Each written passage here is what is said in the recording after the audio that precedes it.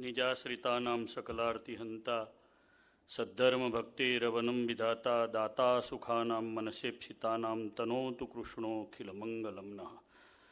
नमोस्तुनन्ताय सहस्रमूर्तये सहस्रपादाक्षिशिरोरुबाहवे सहस्रनाम्ने पुरुषाय शाश्वते सहस्रकोटियुगधारिणे नमः। बोलो श्री लक्ष्मीनारायण देव की, श्री स्वामीनारायण भगवान की, श्री वड़ताल धाम की, श्री शिक्षापत्री लेखन द्विशताब्दी महोत्सव की जय।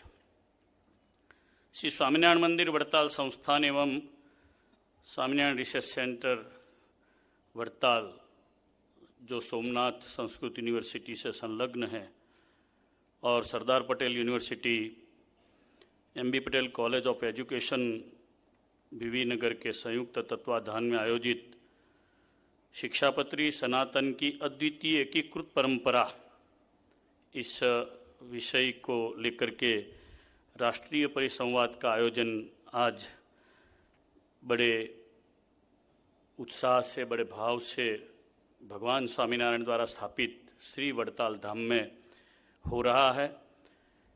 आज परम पवित्र वामन द्वादशी का दिन है, 2081 विक्रम संवत, और हम बड़े भाग्यशाली हैं कि भगवान स्वामीनारायण के वंशज धर्मधुरंधर आचार्य महाराज श्री लक्ष्मीनारायण देव पीठाधिपति आचार्य राकेश प्रसाद जी महाराज श्री के आशीर्वाद से इस कार्यक्रम का शुभारंभ हो रहा है।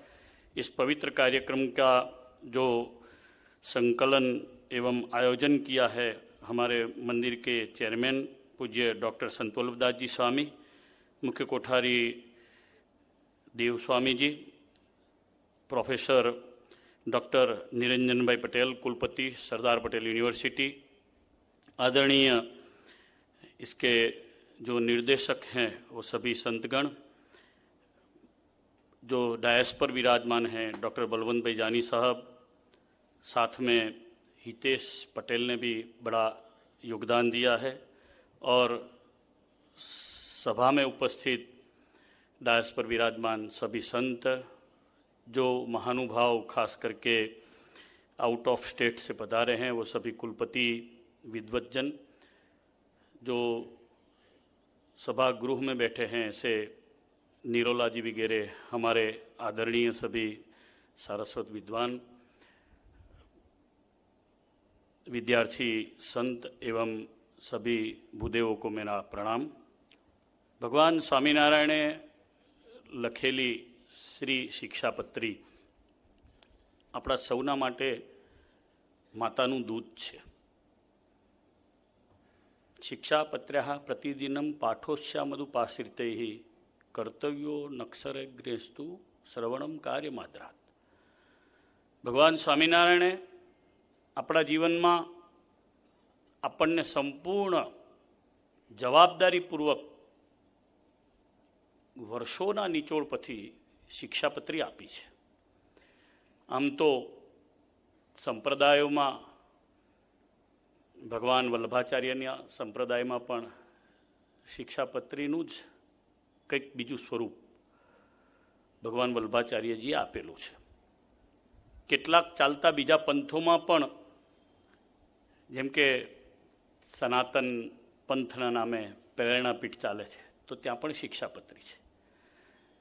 આના જ કેટલાક ઉદ્દેશોનો સાર ગ્રહણ કરી અને સદગુરુ પ્રેમાનંદ સ્વામીએ આપણી દરરોજની સાંધ્ય પ્રાર્થના બનાવી છે। નિર્વિકલ્પ ઉત્તમતિ નિશ્ચિત અવગનિશ્યામ મહાત્મ જ્ઞાનયુક્ત। આમાં જે એકાદશ જે આપણને નિયમો આપ્યા છે એ લગભગ બીજા સંપ્રદાયોની મેં જે કહ્યા ત્યાં પણ બોલાય છે। એટલે સહજાનંદ સ્વામી મહારાજે જે શિક્ષાપત્રી આપણને આપી એના પહેલાં ઇન્સ્યોરન્સ આપ્યો છે આપણને કે હું આ જે તમને આપી રહ્યો છું, એક તો એનો બ્રોડ વિચાર છે। આપણે થોડા હજુ બધા જ નાના વિચારોમાં બંધાયેલા હોઈએ એટલે બહુ ઓછા ગુજરાતની બહાર જઈ શક્યા છીએ। સ્ટ્રક્ચરો દ્વારા કેટલાક લોકો ગયા છે પણ એને શિક્ષાપત્રી જુદી રીતે બતાવીને ગયા છે। પરંતુ સ્વામિનારાયણ ભગવાને જે શિક્ષાપત્રી આપી એ શિક્ષાપત્રી સર્વ જીવનું હિત કરનારી છે એવું મહારાજે કહ્યું છે। બહુ અનુભવ પછી એમાં જે લખાયેલું છે સદગુરુ નિત્યાનંદ સ્વામી, મુક્તાનંદ સ્વામી, ગોપાળાનંદ સ્વામી વગેરે પરામર્શકો જે હતા, શતાનંદ મુનિ વગેરે, દીનાનાથ ભટ્ટજીને યાદ કરીશ. આ બધા જ મહાપુરુષોએ ભગવાન સ્વામિનારાયણની સાથે રહી અને બહુ જબરજસ્ત આમાં ભોગ આપ્યો છે. ભગવાન સ્વામિનારાયણની જે વિચારધારા છે એ સર્વજીવના હિતને કરનારી છે. એમાં સામાન્ય નિયમો જે પ્રજાને સીધા જ લાગુ પડે, અહીંયા થૂકવું, અહીંયા બેસવું, મળમૂત્ર અહીંયા ન કરવું, હાથ આમ કરવા, ધોવા, આટલા વાગે ઉઠવું, આ રીતે જીવનનો વ્યવહાર કરવો, બધાના વ્યવહારો લગભગ બધી જગ્યાએ 212 શ્લોકમાં આરોહિત કરીને લીધા હોય એવું દેખાય નહીં આપણને.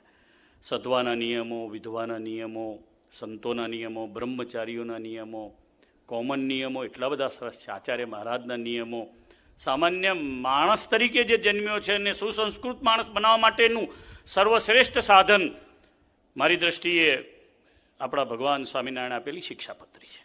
બહુ દિવ્ય છે. એકાત્મય વિજ્ઞેયમ નારાયણ મહેશો ઉભયોર બ્રહ્મરૂપેણ વેદેશુ પ્રતિપાદનાથ.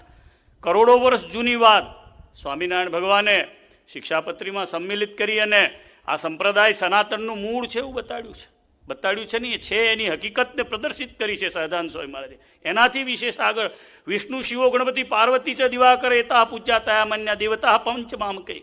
અમારા આશ્રિત તો એ પાછો એનો આશ્રિત થાય. એને એટલું જ નહીં, બ્રાહ્મણ હોય તો પણ એને ત્રિપુંદ રુદ્રાક્ષ ધૃતિ એશામ સ્વાત્સકુલાગતા સ્વામિનારાયણ ભગવાનની કંઠી પહેરે. માનો કે સ્વામિનારાયણ સંપ્રદાય વૈષ્ણવ જે પરંપરા છે એનો એક ભાગ છે. તો એની બેવડી તુલસી છે, રાધાકૃષ્ણ દેવની મેન ઉપાસનાનું આમાં તત્વ બતાવ્યું છે. પણ એની સાથે સાથે સ્વામિનારાયણ ભગવાને એના આશ્રિત થયેલા ભૂદેવને ક્યારેય ત્રિપુંડ છોડવું નહીં, ક્યારેય પોતે જે વૈશ્વદેવ કરતા હોય એ છોડવું નહીં, રુદ્રાક્ષની માળા છોડવી નહીં, ગાયત્રી મંત્ર છોડવો નહીં, આવી સ્પેસિફિક આજ્ઞાઓ કરી છે. રાજાએ કેમ રહેવું એની વાત કરી છે. હું ગઈકાલે પરમ દિવસે શ્રી ભૂપેન્દ્ર યાદવજીની સાથે હતો દિલ્હી. તો રાજા દરભંગાને ત્યાં એક ફંક્શન હતું, એમાં હાજરી આપવા ગયો. તો એક બે વિદ્યાર્થીઓ પોલિટિકલ સાયન્સની અંદર આગળ વધતા લોકોને મેં શિક્ષાપત્રી આપ્યા અને કહ્યું કે રાજાના શું ધર્મો છે, રાજાએ શું કરવું જોઈએ, રાજાએ કેમ વર્તવું જોઈએ. રાજ્ય ગોપાયંગ સળવર્ગાગ્નિયા તીર્થાચાંજસા વ્યવહારદિત સભ્યા દંડ્યા દંડાસ્ચ લક્ષણ, આ બધી જે વાતો છે એના ઉપર તમે રિસર્ચ કરશો તો તમે અત્યારના પુરુષોને જોઈને કશું લખશો થીસીસ, તેના કરતાં આ તમને વધારે આગળ પડશે. બહુ દિવ્ય અદ્ભુત ગ્રંથ સહજાનંદ સ્વામી મહારાજે આ વડતાલમાં બેસી અને શ્રી હરિમંડપમાં જે આપણને આપ્યો છે. આ બહુ જ, અને પાછું ઘણું બધું રિસર્ચ કર્યા પછીનો જ. પહેલાં 181 શ્લોક પૂરતો મર્યાદિત રહ્યો, પછી એનું મોટું વિસ્તૃત સ્વરૂપ સંતો અને સ્વામિનારાયણ ભગવાને મહારાજે અહીંયા બેસીને કર્યું છે. અને એક બહુ જ લેન્ડમાર્ક આપ્યો છે કે આ શિક્ષાપત્રી પ્રમાણે જે વર્તે એ અમારો છે. આચાર્ય મહારાજને માને, ગુરુ મંત્રને માને, એમની પાસેથી સામાન્ય દીક્ષા લે, વિશેષ દીક્ષા લે. દીક્ષાના મંત્રો પણ ક્યાંથી ઉદ્ધૃત કરવામાં આવ્યા એ પણ સતાનંદજીએ 5 જ દિવસમાં આપ્યા છે. જેટલા સારસ્વત વિદ્વાન સત્પુરુષો પધાર્યા છે એમણે શિક્ષાપત્રીના અભ્યાસની સાથે સાથે મને જે સૂજે છે એક વિચાર નમ્રપણે રજૂ કરું છું કે સદગુરુ સતાનંદ સ્વામીનું જે 5 જ દિવસમાં તૈયાર કરેલું બધા જ શાસ્ત્રોથી સમૃદ્ધ જે શિક્ષાપત્રી ભાષ્ય છે એ વાંચવું બહુ જરૂરી છે. આનો આધાર ક્યાં છે, આનો પુરાવો ક્યાં છે? આ સંપ્રદાયને જે પાળે એ આટલા પ્રમાણે વર્તે એ પાળે છે. બાકી તો સંપ્રદાયનું બાયફર્કેશન અનેક રીતે થયું છે, બીજા બધા લોકોએ પોતપોતાની રીતે કરેલું છે. પરંપરા જે છે એ શિક્ષાપત્રી છે. આ આપણો પાયો છે. અને એનો સેમિનાર, એના વિદ્વત પુરુષો અહીંયા જે બધાયનો અર્ક છે એવા મહાપુરુષો આવીને જ્યારે આનું સરસ મજાનું આયોજન પૂજ્ય ડૉક્ટર સંત સ્વામીએ કર્યું છે ત્યારે બહુ હૃદયથી એમને ધન્યવાદ આપીશ. સાથે રહેલા નિરંજનભાઈને પણ બહુ હૃદયથી વંદન કરું છું. બહુ સરસ ડૉક્ટર સાહેબ, આપ ખૂબ અનુભવી છો. સાથે રહેલી જે બધી ટીમ છે, શૈલેષભાઈ વગેરે, બધાને ધન્યવાદ આપીશ કે આ બહુ ઉત્તમ કામ સ્વામિનારાયણ ભગવાનના સર્વજીવ હિતાવહના સંદેશને જન જન સુધી લઈ જવાનું કામ આપ કરી રહ્યા છો આચાર્ય મહારાજના આશીર્વાદથી. અને એ પણ શિક્ષાપત્રી જ્યાંથી પ્રગટ્યા છે ત્યાં કરી રહ્યા છો એ બદલ આપ સૌના ચરણમાં વંદન કરી અને મારા ચંદ શબ્દોને વિરામ. જય સ્વામિનારાયણ.